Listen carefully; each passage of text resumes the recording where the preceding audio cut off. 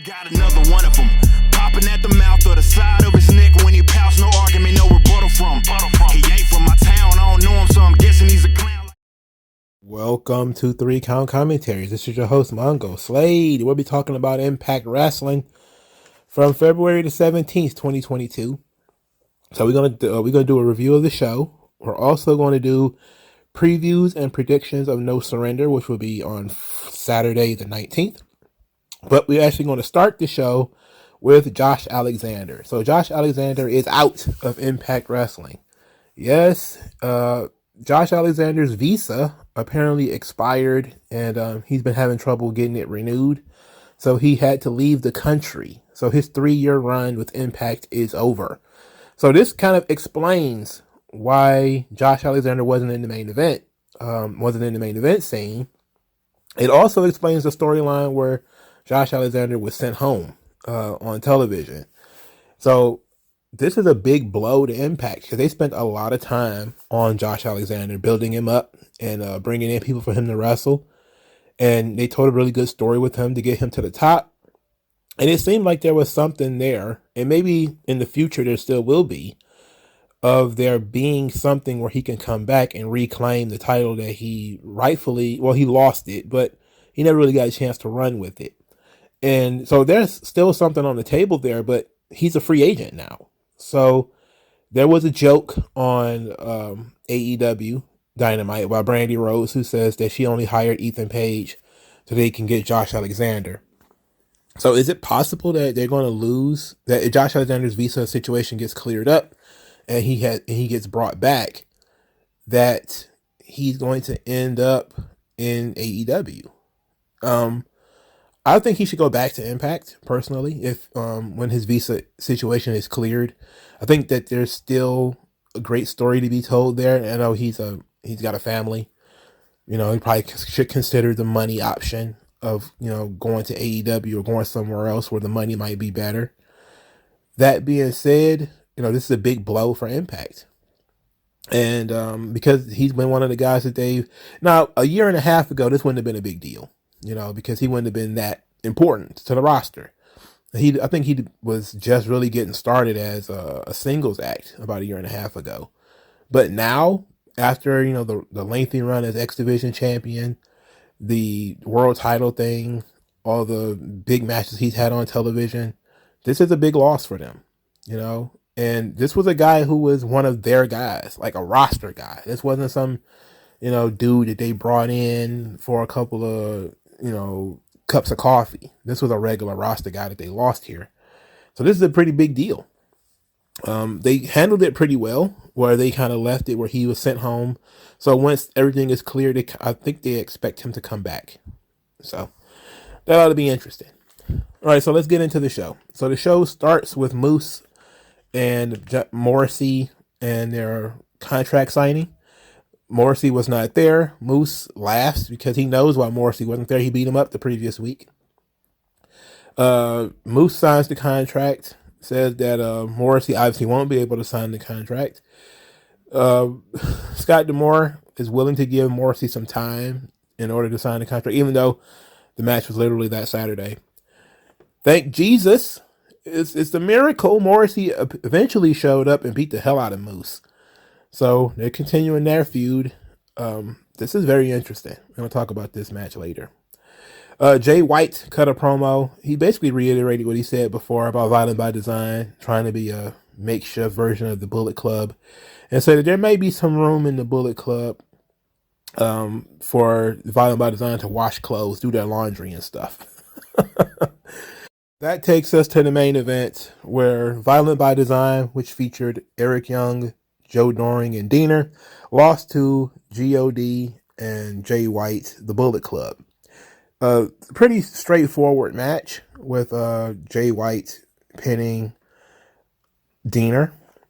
So that pretty much tells the story right there. It wasn't bad, it wasn't awful. You know, it was just kind of there, though. You know, it was just kind of there. I like Jay White, really do. I feel like he's kind of spinning his wheels, both in AEW and in Impact. he could definitely be doing something higher level instead of doing all of the Bullet Club stuff. This is part of what is the problem with the Bullet Club. It just becomes Bullet Club and nothing else. It's like Jay White has so much going for him, and what we got here is him doing Bullet Club stuff in both companies. It's the shits. It's honestly the shits. First match on the show, Masha Slamovic defeats Kaya Dream. She beats her with a snowplow, but she used a burning hammer, which you would have thought would have been the finish, but it wasn't. Masha Slamovic has beaten everybody in like 30 seconds. The second match was Ace Austin defeating Blake Christian and Laredo Kid to enter a fatal four-way match to become the number one contender for the X Division title. I mean, it made no sense.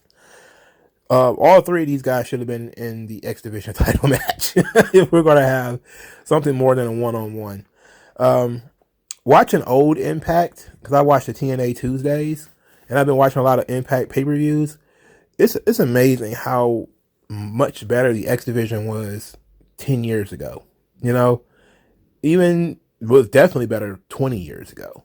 I don't know what happened to the X Division. I don't know, maybe I don't watch Impact close enough, but I don't know what happened to the X Division. Like, it's still lighter weight guys who still have pretty high-flying, fast-paced matches, but for some reason it feels so much different now. You know, maybe it seems to lack energy. I think that was the number one thing that TNA had back then, is it had a lot more of an energetic crowd. You know, I think that's a major difference.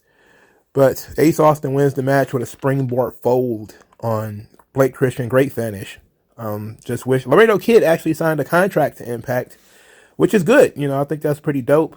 I wished he would actually get pushed and not just be used as a guy who loses all the time. That's not fun. But we're going to talk more about this number one contenders match later.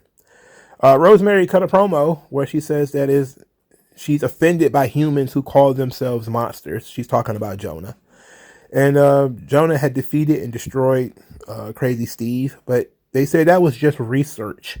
Now Jonah is going to learn what it's like to fight a real monster, as he has to go toe-to-toe with Black Torus at No Surrender. That actually sounds fun. That sounds fun. The Inspiration were flirting with Caleb with a K. Said he was their best photographer. They were laying all over the couch and stroking his shoulders and stuff. And said that they wanted him to call them if he was feeling unappreciated by the influence. He promised that he was a very loyal guy, which they say is the reason why they like him so much. I don't know what this is about. I know Tenille Dashwood she's off again, as per the usual, taking photographs and posting them online. So that's what she's doing, while Madison Rain wasn't on this show, so it was just Caleb to further the storyline. I don't know where this is going. I don't know where this is going. So, this is going to have to shrug on this one. I'm not even sure the Inspiration of wrestling the influence at No Surrender. I'm not even sure. I have to look at the card again. So Lady Frost was defeated by Giselle Shaw. Lady Frost is she's not bad. She's actually pretty good. Everywhere I've seen her, though, she's been mostly used as a ping pong ball to get beat up by everybody else. All right, Honor No More cut a promo. Specifically, Kenny King cut a promo. Says that he is a high performance machine and the greatest X Division champion of Chris Sabin's lifetime.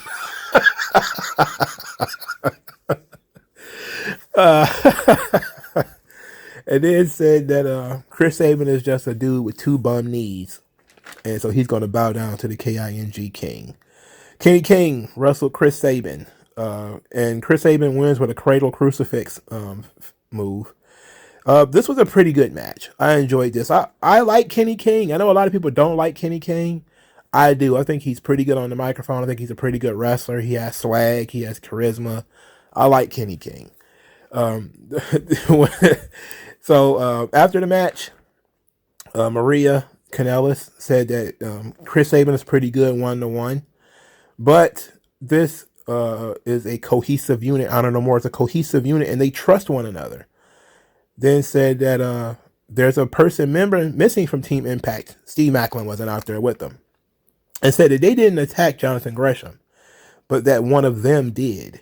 And that if they want to defeat Honor No More, they're going to have to get their house in order. This led immediately into a promo afterwards where Team Impact kind of got on Steve Macklin by saying that they didn't trust him. Macklin said, look, it's the oldest trick in the book, man. It's divide and conquer. Eddie Edwards still didn't really trust him. And he said, Steve Macklin says, okay, look, you got one choice. You can either go find a new partner at the last minute, or you could just, shake my hand and it's over with. So in lieu of finding a different partner at the very last minute, they all just agreed to go with Steve Macklin. But there is some doubt on Team Impact and a belief that Steve Macklin is the one who attacked Jonathan Gresham. So they didn't drop that storyline. I'm guessing that's going to be paid off at No Mercy. And that ought to be very interesting. I'm very interested in that. Tasha Steelz and Savannah Evans defeated Mickie James and Chelsea Green in a tag team match, but Tasha Steelz actually pinned Mickie James. This was, it went a long way in making Tasha Steelz look legit in her, or at least crafty in her ability to defeat Mickie James at No Surrender. So this is pretty interesting. Didn't mind this. Brian Myers broke up the Learning Tree. He cut Zicky Dice and VSK, who are the last two members of the Learning Tree anyway, because they all got beat up by W. Morrissey the previous week, and he considered it to be an embarrassment, which of course it was. So something I didn't care about anyway is apparently now over. I couldn't have cared less about the Learning Tree. So it's over. It went out strong. They all got beat up by W. Morrissey. I wouldn't want to hang out with those guys either if we couldn't beat them like 9 or 45-1 or whatever. We couldn't beat them up. Yeah, I probably would fire everybody too. They're probably going to have to end up forming the Major Brothers. Now that Matt Cardona is a heel in Impact and his feud with Brian Myers is over, I can see them two maybe forming a tag team. And I remember now they're going to be wrestling the Hardy Boys on some independent show. So the Hardy Boys are going to be wrestling the Major Brothers, which is Cardona and Myers, as well as Enzo and Cass on the independents. So I think that the Major Brothers will be a pretty good tag team for Impact. It is certainly a better deal than putting Brian Myers as a solo act. And it's certainly better than Cardona being just choked to death with this digital media thing. I hate that fucking belt. All right. So that was Impact. It was kind of a nothing show. It was kind of a go-home show. But nothing really spicy occurred on the show. Nothing really interesting. It just, maintained. It didn't maintain the standard. It was a little bit of a dip, but not much of a dip. It wasn't huge. All right, so let's get into predictions for No Surrender. Okay, there's No Surrender February the 19th, 8 p.m., which is around the time I'll be watching Elimination Chamber because I don't get off work till 7:30. So I don't know when I'll be watching this. I'll probably have to watch it on Sunday, which will be Sunday night because I have to work Sunday too. All right, so here's the card. Jonah versus Black Torus. I love Black Torus. I love Torus from AAA. He's very good. I still think probably Jonah needs to win though. Jonah he's a player for Impact, and if he's going to be under contract for the long term, you kind of have to go with it. But this match ought to be really fun, and Torus should honestly be doing more. He's one of the guys that they're not really booking very strongly, and but I'm willing to say that Jonah should win here, especially since Jonah lost to Josh Alexander. He now kind of needs his heat back. Honor No More, which consists of PCO, Vincent, Mike Bennett, Matt Taven, and Kenny King, will go against Team Impact, Eddie Edwards, Steve Macklin, Rich Swann, Rhino, and Chris Sabin. If Honor No More wins, they can stay in Impact, but must leave if they lose. Considering Ring of Honor isn't starting back up until April, I don't know how long these guys are going to be around, nor do I know how many of them are actually going to go back. We don't know who's going back. I know Gresham is going back, and I know Bandito is going back. They have to. They have the two world title matches. They have to finish that up. But a lot of other people from ROH are going back. I think Riccaboni is going back. A couple of other people are going to go back.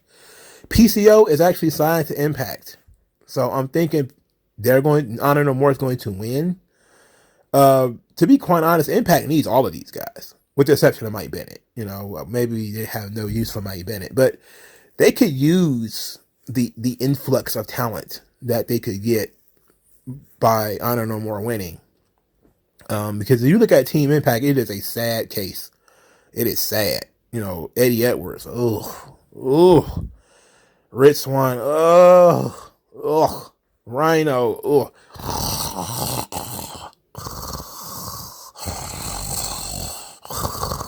and Chris Sabin. And Chris Sabin, man, boy, can't believe he's still around. Like, they need new talent really bad.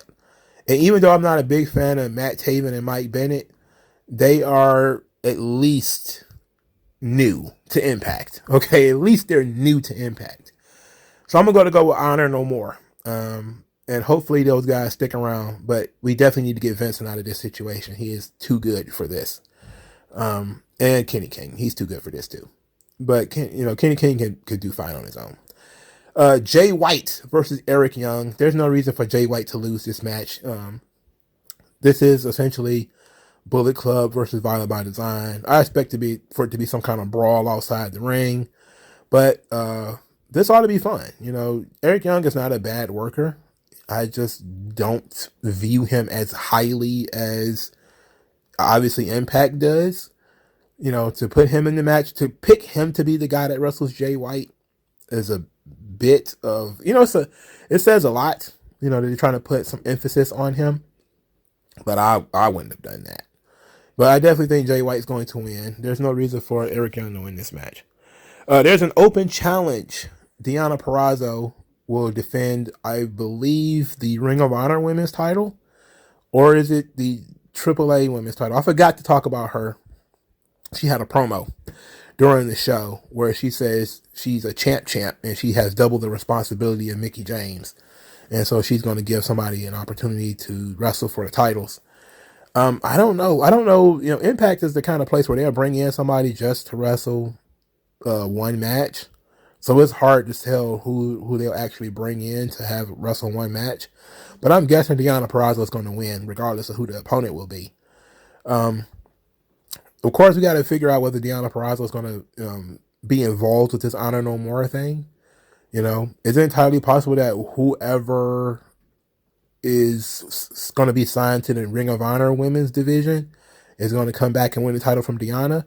But I also think that Deonna is what they wanted in Ring of Honor anyway, because I think the last show she appeared, so maybe she'll just be champion for a long time.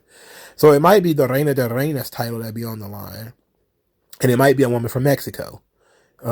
So who knows? Maybe Fabi Apache or something like that will show up. That ought to be fun, but I still expect Deonna Purrazzo to win. All right, so the X Division #1 Contenders match. So if you were listening, Ace Austin won a triple threat match to get into this match. And the X Division title is not on the line for this entire show. Silly, right? Absolutely silly that you have Trey Miguel and he's not being featured. Okay, but the X Division #1 Contenders match, Ace Austin versus Chris Bay versus Jake Something versus Speedball Mike Bailey. I love Jake Something. I think he's a free agent now. I think he's leaving Impact, so he's probably not going to leave. Or not going to win, rather. Mike Bailey is their new toy. The newest guy that they've signed recently. I'm not a huge fan of him. I've seen him in a couple of other places now. He's working in the United States. Not blown away by him. He's okay, but I'm not blown away. He's pretty plain as far as I'm concerned. Chris Bay or Ace Austin both should win this match, and I think both of them could have really good matches with Trey Miguel, have a good feud with Trey Miguel. Not a match, but a feud, and feuds are important. And maybe that's what happened to the X Division. They don't have feuds anymore. They have a feud maybe once every couple of months. But I'm going to go with Ace Austin. I think that the other guys were kind of just picked to be in this. They should have kind of used the Violent by Design Bullet Club feud in this too, since Chris Bay was going to be in here. They probably should have put Diener or something like that in this match too, just to kind of counteract him. But kind of glad they didn't too, because Diener had no chance of winning. So I'm going to go with Ace Austin. I think Ace Austin's going to become the number 1 contender for the X Division title. I just wish he would do more. Him and Chris Bay and Jake something. They all could be doing so much more. Can all be doing so much more. The Digital Media Championship, Matt Cardona will be wrestling Jordan Grace. I don't see any reason why Cardona should drop the belt back to her, even though I don't think he should even have it. He doesn't really need it. I am questioning whether they will do something with him being the NWA World Champion, on Impact. With that being said, do you beat him by having him lose to a woman, knowing that he's the Impact or the NWA World Champion? Or do we not mention it, and say nothing about it? Like, I think if you have an opportunity to increase the stock of somebody who people are really interested in right now, and Matt Cardona, I mean, if we're being honest, is very interesting on the independents. And what he's doing in GCW, NWA, that stuff is garnering attention. It's only Impact that seems to not really be utilizing him properly. And this digital media title is an absolute albatross. It was a mistake to give him this belt. So now what do? We got to get it off of him. But I think he's going to end up beating Jordan Grace. So we're not too worried about it right now. All right, so the Impact World Tag Team Championships, the Gorillas of Destiny, Tama Tonga and Tongaloa versus the Good Brothers, Doc Gallows and Carl Anderson. Violent by Design will be banned from ringside. That doesn't mean the Bullet Club is banned from ringside, but I think Gorillas of Destiny are going to win anyway. I think it's better for Impact for the Good Brothers to lose the belts and let other people run with them for a while. It seems like the Good Brothers are going to be glue. They're going to be the stuff in between the bricks that, they're going to bring in a tag team like Finn Juice or whatever. They're going to beat the Good Brothers for the belts. They're going to have a short run where they wrestle some tag teams, and then they're going to lose them back to the Good Brothers. And then the Good Brothers carry them, lose to another team. They run for a while. They lose it back to the Good Brothers. And that's what I see with this happening here. They're going to give it to Gorillas of Destiny. Gorillas of Destiny are going to have a nice little run with it. Maybe wrestle some other teams. Maybe a Violent by Design tag team. Maybe an Honor No More tag team. Maybe Rich Swann and Willie Mack before dropping them back to the Good Brothers on their way out. So I'm going to go with Gorillas of Destiny. The Impact Knockouts title match, Tasha Steelz versus Mickie James. I truly believe Mickie James will win. I don't see any reason to put the belt on Tasha Steelz. Tasha is good, but Mickey's on the run of her life. There's no need to end that right now. I don't know who you have beat Mickie James right now.